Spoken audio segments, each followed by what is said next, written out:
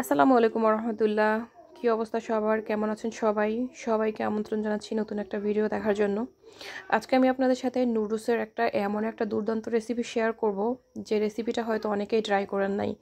আর এই রেসিপিটা এতটাই ইউনিক যে সবার ভীষণ পছন্দ হবে। আসলে সকালে কিংবা বিকালে আমাদের কিন্তু একদমই স্পাইসি বা মচমচে অনেক কিছুই কিন্তু খেতে ইচ্ছা করে। তো এ কারণে আমি ভাবলাম যে আজকে আপনাদের সাথে একটা মচমচে একটা রেসিপি শেয়ার করি।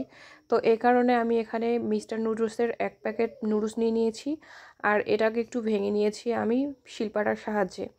আর এই যে দেখেন আপনারা এই পর্যায়ে আমি এরকম অল্প একটু ভেঙে নিয়েছি, যাতে আর কি এটাকে খেতে খুব ভালো লাগে। এই কারণে আমার কিন্তু এরকমই ভাঙবো, এটাকে এর থেকে বেশি ভাঙবো না, তাহলে আবার খেতে ভালো লাগবে না। তো এখন চলে গেলাম আমি হলো গিয়ে মেইন প্রসেসিংয়ে। একটা চুলায় একটা প্যান বসিয়ে দিলাম, আর এখানে সামান্য একটু বাটার দিয়ে দিলাম। আর এরপর বাটারটা গরম হয়ে গেলে আমি ওই যে একটু থেতলে নিয়েছি যে নুডলসটা, ওটাকে দিয়ে দিলাম। ওটাকে দিয়ে আমি এই ঘিতে খুব ভালোভাবে নেড়েচেড়ে এটাকে একদম মচমচে করে ভেজে নেব। আর এই মুহূর্তে কিন্তু নুডলসটা থেকে একদম খুবই একটা দারুণ একটা স্মেল বের হয়েছে, যা কি আর বলবো। বাটারের ভাজার কারণে কিন্তু এটা একদমই খেতে অসম্ভব মজা লাগে। অবশ্য এটা যে বাটার দিয়ে ভাজতে হবে এমন কোনো কথা নেই, রান্নার তেল দিয়েও ভাজা যায়। তবে আমার কাছে মনে হলো যে বাটার দিয়ে ভাজলে একটু আলাদা টেস্ট আসবে, তো এই কারণে আমি এটাকে মচমচে করে ভেজে নিলাম। আর নুডলসটার কালারটা যখন একটু ব্রাউন হয়ে যাবে, দেন আমি এটাকে নামিয়ে নিব।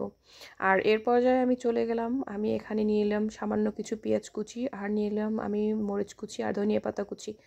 আর এই যে একটা প্যানে আমি এগুলো নিয়ে তারপরে আমি সামান্য একটু সরিষার তেল অ্যাড করে দিলাম। আর এখানে আমি নিয়ে নিয়েছি রুচি বারবিকিউ চানাচুরটা। আর আমার কাছে মনে হয় বারবিকিউ চানাচুরটা একদমই পারফেক্ট, কারণ এটা ঝাল একটা চানাচুর, আমার কাছে বেশ ভালো লাগে। আর এরপর সামান্য একটু তেলটাকে একটু আমি মশলাটার সাথে মিক্স করে নিলাম, আর এরপরে দিয়ে দিলাম আমি নুডলসের মশলাটা। আর নুডলসের মশলাটাকে দিয়ে আমি খুব ভালোভাবে এটাকে চটকে নিয়েছি। আর দেন আমি দিয়ে দিলাম এই যে বারবিকিউ চানাচুরটাকে। এটাকে খুব সুন্দরভাবে মাখিয়ে নিয়ে এরপরে আমি দিয়ে দিলাম ওই যে আমি ভেজে রেখেছিলাম নুডলসটা, তো সেটাকে আমি দিয়ে দিলাম। এ পর্যায়ে এখন আমি সবগুলো উপকরণ খুব সুন্দরভাবে মাখিয়ে নিব। আর এটা কিন্তু একদমই পারফেক্টভাবে মাখানো হয়ে গেছে।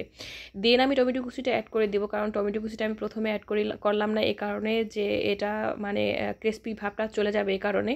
আর টমেটোটা অ্যাড করে দিয়ে কিন্তু আমি খুব ভালোভাবে চটকাবো না, কারণ এটা খুব আলতো হাতে আমি এটাকে চটকাবো, কারণ যাতে টমেটোটার থেকে কোনো ধরনের আর কি পানি না বের হয়, এই কারণে খুবই আলতো হাতে আমি এটাকে খুব সুন্দরভাবে মাখিয়ে নিলাম। আর একেবারে একদম শেষে হলো গিয়ে আমি ধনিয়া পাতা অ্যাড করে দিয়ে সেটাকেও খুব সুন্দরভাবে মাখিয়ে নিলাম।